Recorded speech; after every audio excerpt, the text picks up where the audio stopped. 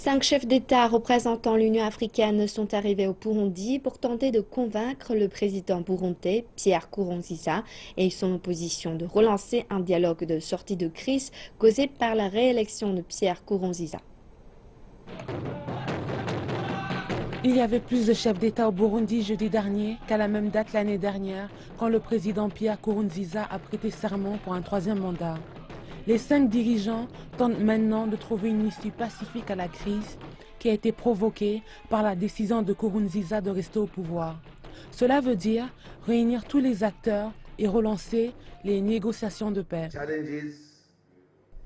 Le Burundi fait face à plusieurs défis qui ne peuvent être résolus que si tous les acteurs participent à un dialogue ouvert.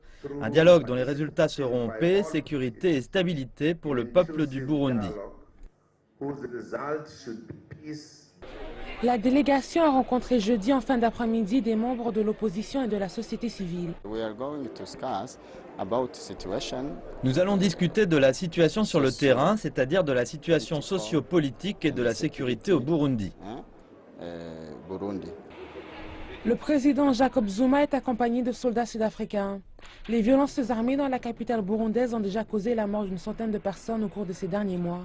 Il semble donc raisonnable que la présidence sud-africaine ait pris cette précaution pour assurer la sécurité de Zuma.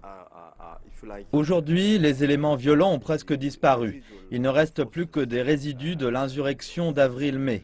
Quand ils ont compris qu'ils ne pouvaient pas utiliser la rue pour renverser le gouvernement, ils ont fait une tentative de coup d'État. Ils ont échoué.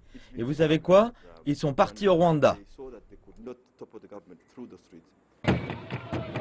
Le président Pierre Nkurunziza devait accueillir ses homologues au banquet jeudi soir. Les responsables espèrent qu'ils trouveront une issue à la crise avant leur départ.